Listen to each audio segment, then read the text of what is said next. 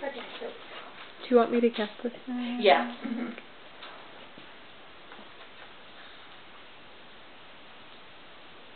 I'd like to show you today why it's important not to cut the baby's umbilical cord too early. A very common procedure is to cut the cord within 30 seconds after birth. But as I can show you here, there's good reason to wait for at least 2 minutes, if not waiting until the cord stops pulsating. Pulsating is what it stops, right? Here's our fetal-placental unit. When the baby is born, of course, the placenta is still inside. There is baby's blood in the baby's body, but also out in the placenta. And over the course of a few minutes, the placenta will drain to the baby. There will also be a little bit of back and forth, but the net effect is that the placental blood will get to the baby. All this blood belongs to the baby. So now, this is the volume of blood that is shared between the baby and the placenta at birth. This is about 450 milliliters that is shared between the baby's body and the placenta at birth. And so if this is the total amount, this represents the amount of blood in the baby's body, and these are actual amounts as calibrated for an average-sized baby. So this is about the amount of blood that a baby would have in its body at birth, about 300 milliliters of the 450 total. And then this represents the amount of blood that is remaining in the placenta after birth and that will transfer to the baby over the course of 2 to 5 minutes. Now, I think it's pretty clear that if you cut the cord immediately after the baby is born, the baby is shy about 1/3 of its total blood volume. And if we leave it intact, what happens is, and I have to take the covers off here, but gradually, over time, the blood that is out in the placenta will transfer to the baby. And it takes a while. The studies tell us that in 2 minutes, about 70% of the baby's blood will have transferred. The placental blood will transfer to the baby. But if we wait till the cord has stopped pulsating, all the blood that can get to the baby will have done so. So the most favorable thing to do would be to wait. And even in cases where babies have to be resuscitated, or if they have meconium aspiration, the usual practice is to cut the cord and remove the baby to an area where the baby can be treated for the condition. Many people now are suggesting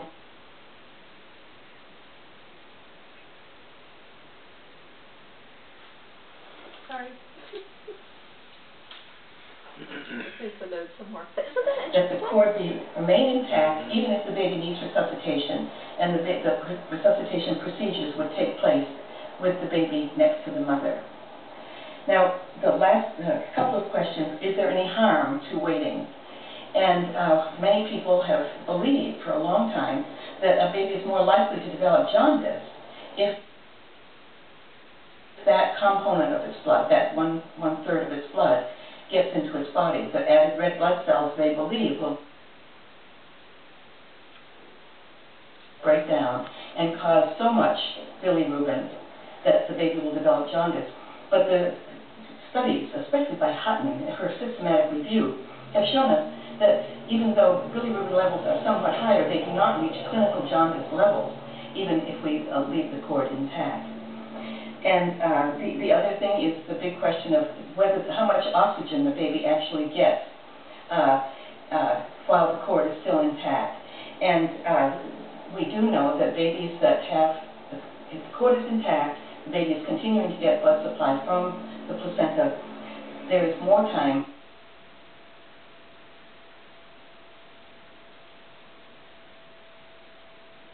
for resuscitation because the baby is benefiting from the oxygenated blood that's returning from the placenta. So I hope that's convincing and that you can give a strong opinion.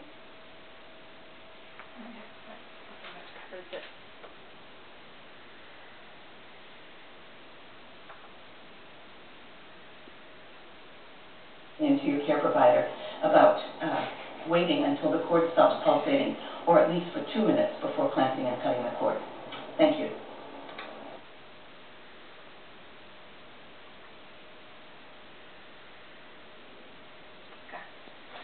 Yeah, any questions on that? That's pretty much, that's pretty self-explanatory of And why. that's something you would have to tell them like ahead of time, like in your birth plan. Yeah, because the normal procedure is that they will cut the cord right away. So it's just something that you can just tell them,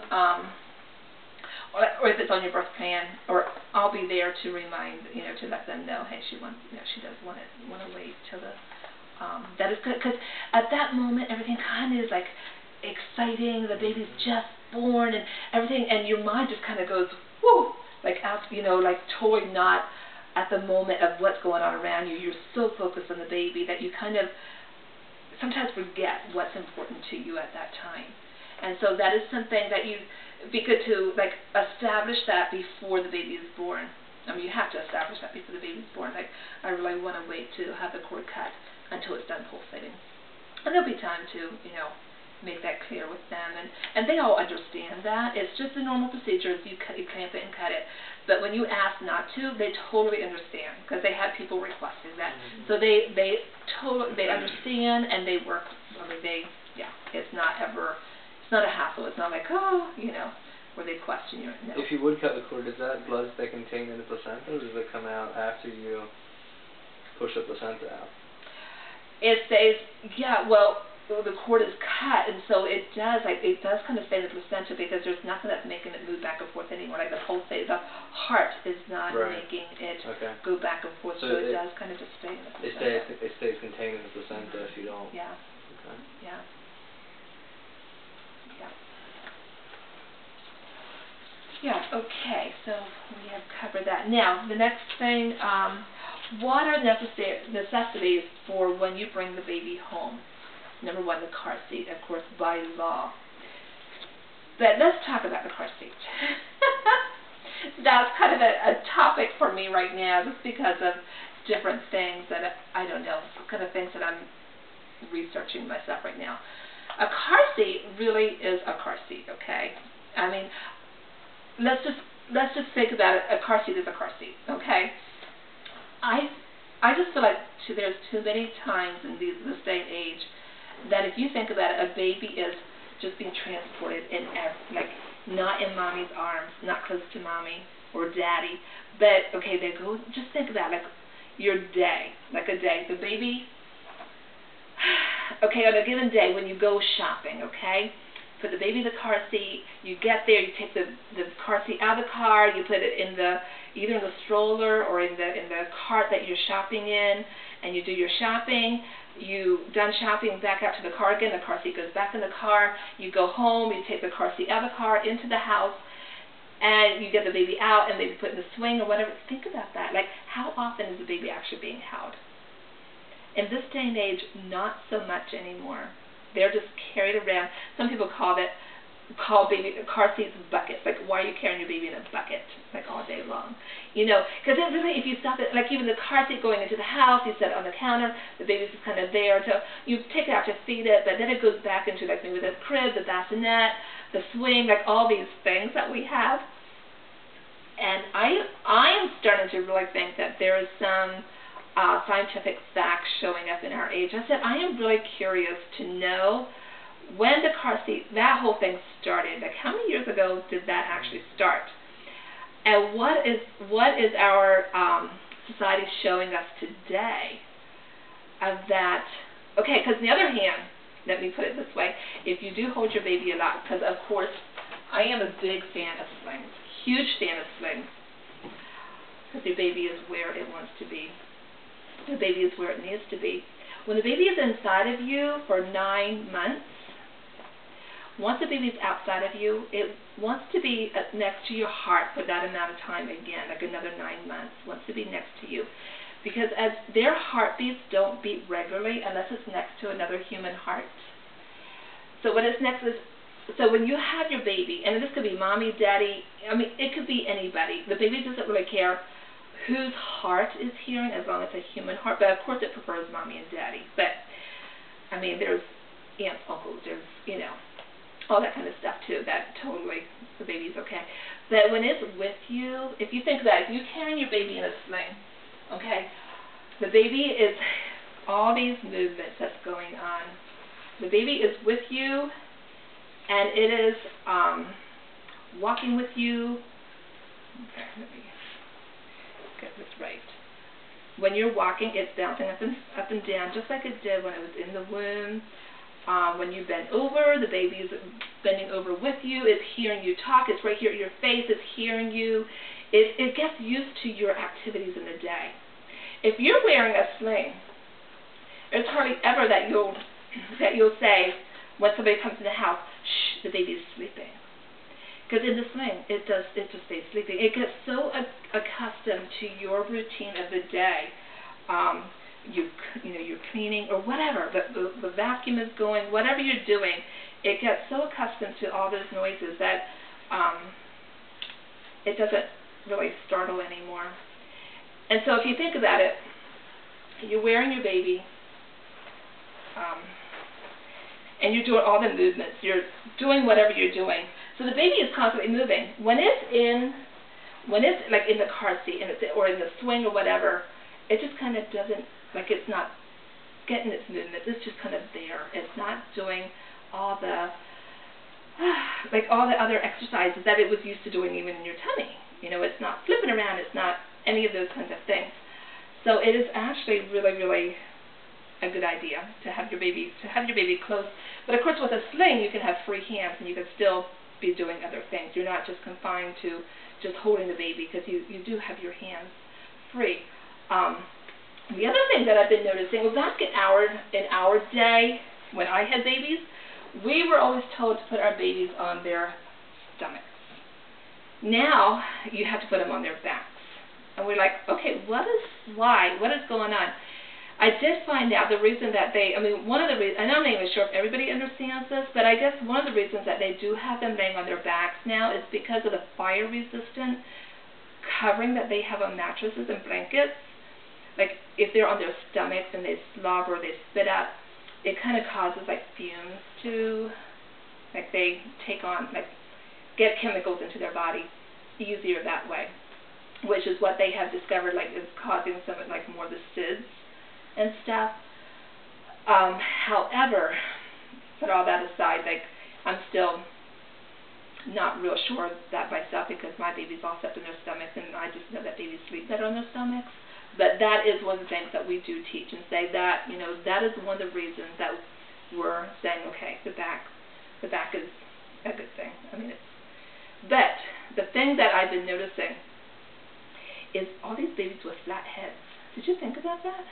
If you notice, like, we used to never see that, but I'm like, what is with all these babies that have flat heads? And the reason that it is because they're being molded by being on their backs all the time, like not just sleeping at night, but in their car seats, in their swings, in their whatever, all the time. It actually is causing flat heads. And so, that now when I see a baby that has a nice round head, I always know that it's being carried a lot, and it's in, so I don't know, it's just something that I know it's real, and I'm like, oh, I'm not so sure. So I know the thing that I'm really kind of really looking at is, because I know like what it does when you carry a baby close to you.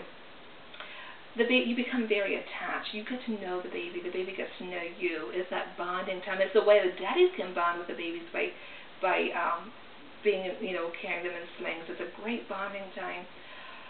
Babies that are not being held and touched so much, I feel like have like more of a detachment thing going on. They're not as like attached to people. And they grow up being more detached, not having that those close relationships. They're more like, I don't know. It's just, I'm just doing some deeper research on it, because I feel like there's a link between, I don't know. I mean, I don't know how much I'm going to say this, but I feel like somehow there's a link between like all the things that are going on in schools and stuff, like the detachment, because the thing that I've been noticing, like all these kids all these people that have been like shootings or the outrage are loners and detached people, right? Mm-hmm. When did that start? Like, why are they detached? Could it be that they've always been like not in mommy and daddy's arms, that were just made to like cry it out, or in their car seats, not being loved on, not being nurtured?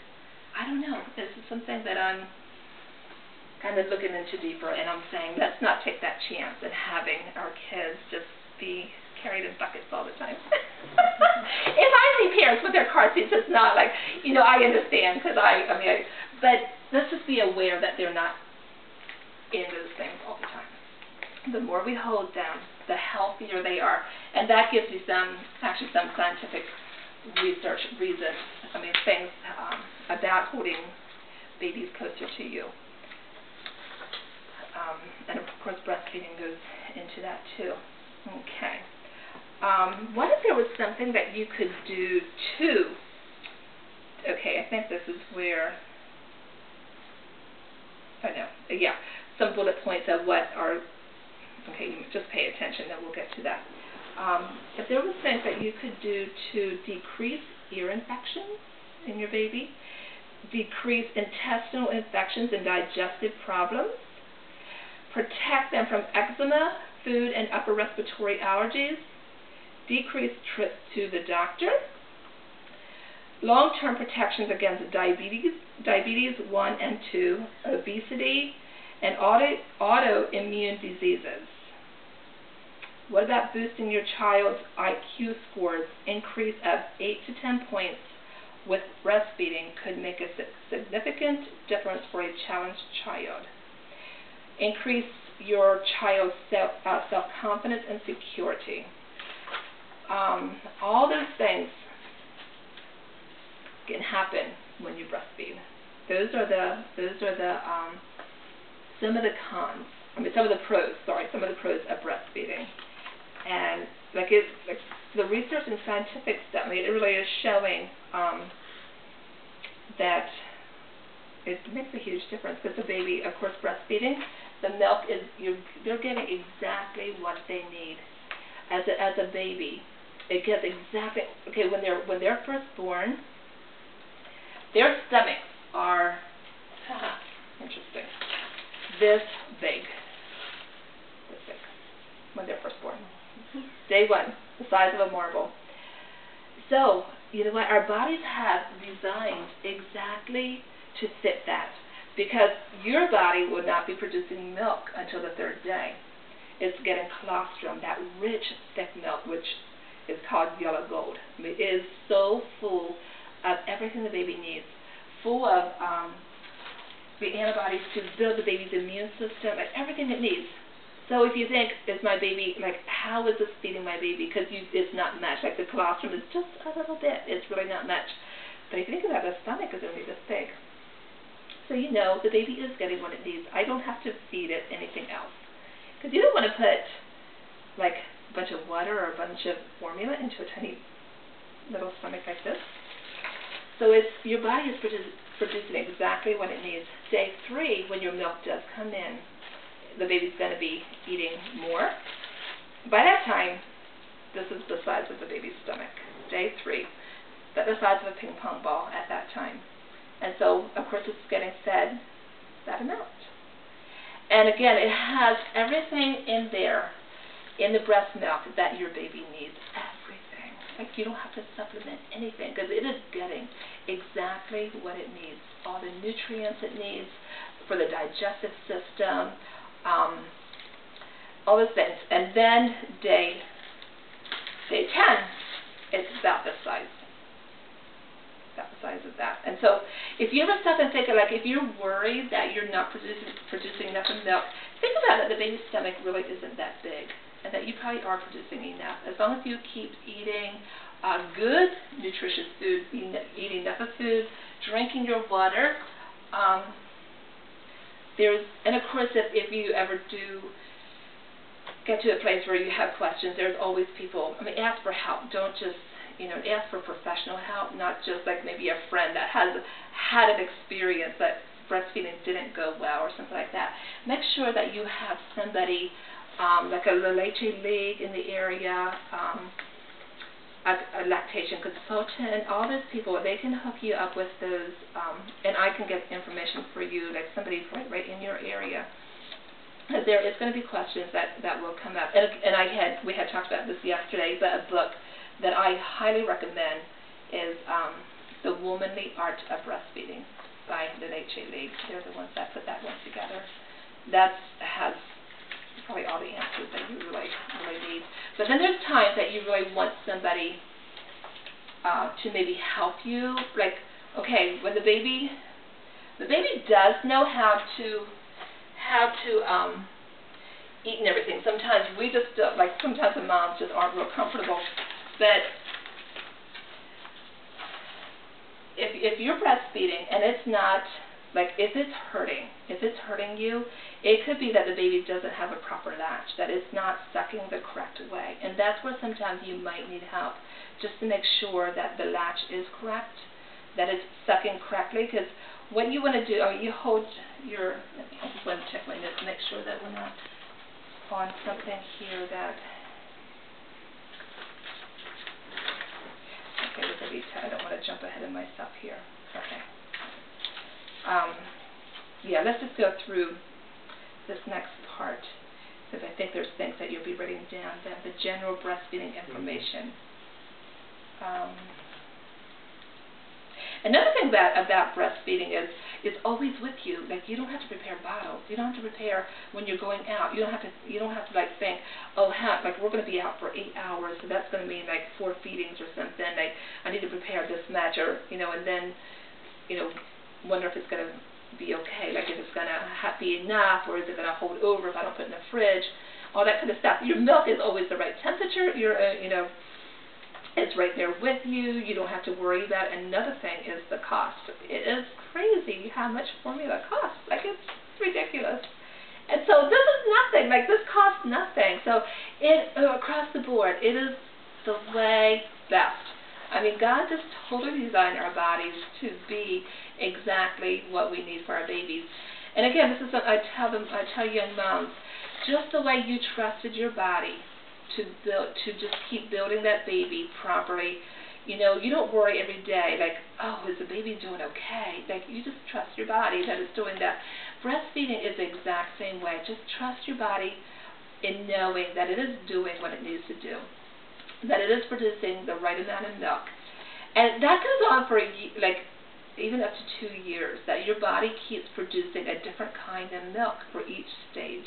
Like, I don't know how long you're thinking about breastfeeding, but it is interesting. Like, each stage, it changes the milk, and it fits exactly to what the baby needs, like at the different stages of their life.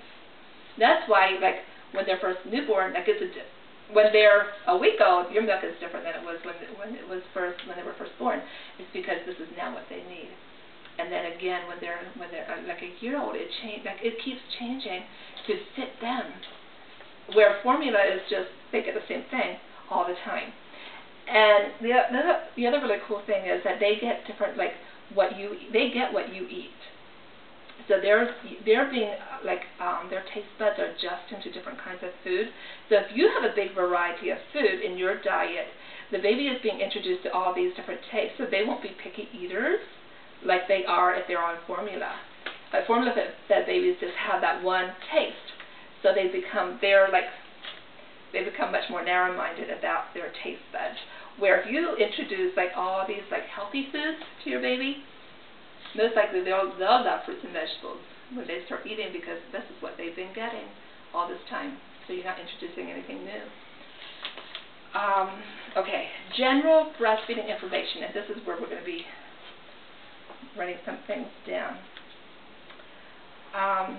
Okay, again, nursing immediately after delivery will aid in the expulsion of the placenta and shut down the uterine capillaries, decreasing bleeding and hemorrhaging. So again, like, if you breastfeed like immediately after the baby is born, that will help like the placenta come out on its own. And that's another thing you could write in your birth plan, if this is something that's important to you, that they let the placenta come out on its own and not the tugging and pulling and forcing it to come. But if you like breastfeed your baby and you start contracting again, it will just like, it will loosen itself, it will pull away from the uterine wall on its own. There's no need to tug and pull. And it could take up to 20 minutes. I mean, and that's fine. That's fine. It doesn't have to be, there's not a rush for it to come out. Because if you're breastfeeding, your body will do what it needs to do. And it will start, your uterine capillaries will start closing up, and it will prevent more bleeding and hemorrhaging. Like a lot of times they want to get the placenta out to stop the bleeding so the bleeding doesn't continue. Well, if you breastfeed, all that is happening, and you don't have to worry about all that other stuff. Because the more they pull and tug, that can also cause hemorrhaging. Okay, number 2, nursing frequently during the first few days will reduce the chances of jaundice. The more you feed them, like the yellow jaundice, which you're probably familiar with that and what's that. So the best thing for that is to breastfeed. Feed your baby when he or she is hungry, not according to a rigid schedule. Again, just get to know your baby, and you'll start knowing when the baby is hungry. Instead of watching the clock, you watch the baby. And when she shows signs of being hungry, that's when you feed. Don't wait till she's having a fit, and then, oh, I better feed her. Start watching her and looking for the signs that she's hungry, because it's going to be a better breastfeeding experience when she's not bent out of shape already, because then you have to calm her and try to feed her. But when she's showing signs of hunger. Okay, signs of hunger are licking lips, fist to mouth, and rooting when she keeps looking around and like looking, to latch on and stuff, or crying is a last sign. Don't wait this long, because it is more difficult for the baby to settle down and latch on. Number 4, lactation is a supply and demand system set up by God and works most efficiently when feeding is according to hunger and not according to the clock. The more milk that is removed, the more milk is produced. Again, the more you breastfeed, the more milk you produce. It just is how it is. Like if somebody schedules their baby and doesn't feed them for like every 3 hours or what, your body will produce less milk because it only produces what the baby needs. So if you're not feeding the baby, or you're supplementing, you're giving like a bottle in between there or something, your body's going to say, oh, I don't need to produce so much milk anymore, and it slows down. That's why it is best not to put anything else in the baby's mouth, or just feed anything else, not water, not formula, to get your supply up. And it might mean breastfeeding a lot. Like you might feel like, oh my word, all I'm doing is breastfeeding. I feel like she's just hanging on me all the time. Guess what? She's doing what she needs to do, and it's only going to last a few days. This is not going to go on for months. It's just the first few days and a week or so to get your milk supply really going, so that you can be in it for the long haul. But if you miss that the first couple weeks, it's going to be harder to get that supply back up again. You can, but it'll be harder, and that's why. There's many moms that are like, I just feel like I'm just always feeding. It's okay. It's just going to be a window of time. And the baby really is doing its job. She is saying, okay, I want to make sure that there's going to be enough supply for a long time here. So I'm just going to really go at it for a while. Don't limit the baby's time at the breast. Don't be like, sitting down to feed and look at the clock and say, okay, she's now 15 minutes on this side, and she needs to switch to this side. Just follow what she wants to do. If because she might be on, breastfeeding on the one side for a length of time, and then on the other side, and you're like, oh my word, it just goes on and on. But it's okay. Just follow what she needs. Eventually, there might be a time where you can say, okay, like in a couple weeks or whatever, say, okay, 20 minutes on one side is sufficient. I'll go to the other side for that length of time. But don't rush it. Just let her, again, she is doing that for a reason. So just follow what she wants to do. Only way breast knows how much milk to supply or produce is by the demand, the frequency, and duration of nursing sessions that the baby places upon the breast. Again, the more that you let her just eat, the more you will produce. Healthy babies need to be fed on demand. Each woman has a different capacity for storing milk, not for making milk. All women can produce the amount of milk a baby needs in 24 hours. Don't be afraid to ask for help. Again, there's in the breastfeeding thing, there's so many questions will come up. It's okay. Don't hesitate asking, because it can be frustrating. So many women are just like, almost wanted to give up. But you know what? You just hang on a little bit longer, and it's going to get much, much easier. I mean, it just changes so drastically. So it'll just be a few more days of this really frustrating time. If it even is that. Sometimes it's not frustration, but for first-time moms, a lot of times it is like you doubt that you can do what you need to do. You're like, oh, what if my body isn't producing enough? What if, what if my baby isn't good? What if the baby's starving? What if? All those things. And believe me, there'll be people there who will be there, just tell you, what, if your baby is peeing and pooping, it means she's getting enough. And if your diapers are dry, then maybe she's not getting enough. But if she is peeing and pooping, yeah, definitely. So that's, again, when you're feeding your baby, make sure that she is like stomach to stomach. Just think about like how you like to take a drink or eat. Do you turn your head? Is it more comfortable to do that, or is it comfortable to just be this way? So keep that in mind for the baby as well. Like sometimes people like to kind of hold the baby like on on its back and turn the head like this. That's not the way the baby wants it. That's not the best way. The best way is to keep the head and just totally turn the baby this way, stomach to stomach, and let the baby, just think about how you would feel for yourself if you'd be turning to the side.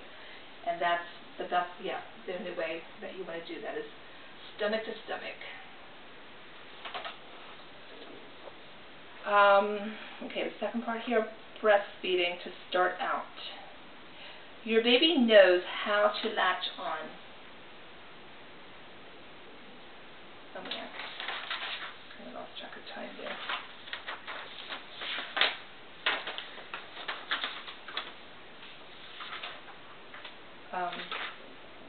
So let's just finish this page, and then we're going to take a break. Okay. To start out, your baby knows how to latch on. It is the mom that needs to learn. Hence, baby-initiated or baby-led breastfeeding. The first one, always get comfortable before beginning. Pillows, nursing stool, like a stool to put your feet on. Your nursing station, make sure that you have your phone, your water, extra burp cloths, diapers, wipes, your Bible, a good book, etc. Just make sure that when you sit down that because you're going to be put for a while, make sure that you have your things around you, that you can also just sit and relax and not be like, my phone is ringing and it's over there and the baby is eating. So plan ahead, make sure that you have and a book to read so that you can occupy yourself too, because you'll be sitting there for a while. If you need Kleenexes, just make sure all those things are there to make a good breastfeeding experience. Number 2, comfort depends on how and where the baby takes the nipple into its mouth. It is important for your nipple to reach the comfort zone in the baby's mouth. And again, the latch is what is really, really important. You're going to want to make sure that she gets a big mouthful. Don't just not just the nipple, like the whole, like the areola, the whole like brown part. Make sure that most of that is in her mouth as well. That it's not, because if you're just going to give her the nipple, it's gonna, that'll get more sore. So to avoid any of the soreness or cracked nipples, make sure that she's getting a good latch. And that your nipple should go to the, like, more to the roof of her mouth, like in and kind of pointed up. So just make sure that she's getting a, like a mouthful. And they should always, like, when a good latch, you can see by the way that their mouth should be open, like totally, like not lips tucked in or anything, like just totally like a fish mouth is kind of what it looks like, just open. And you'll see that. You'll notice when you start breastfeeding her, you'll notice what it looks like when I say a fish mouth. Like her lips are totally like showing. They're not hiding at all. And that's when you know that there's a good latch.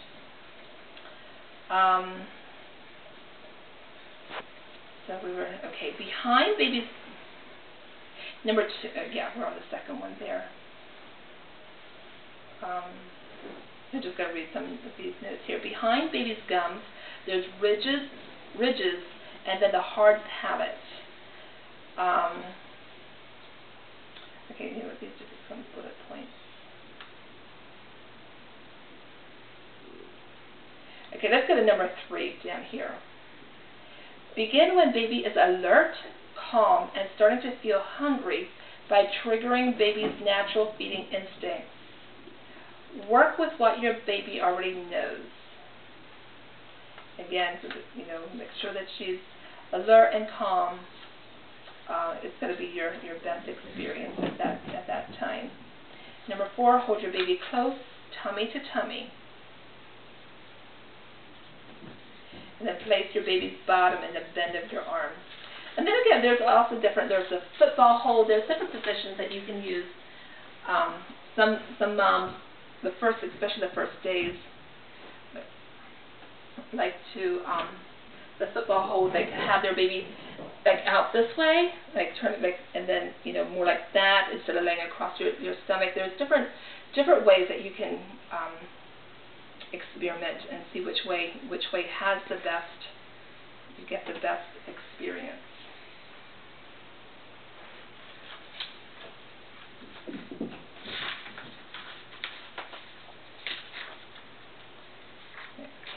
All right, let's just stop right here. I know there's some more on that, but we'll come back to number 6 then, and we'll continue there.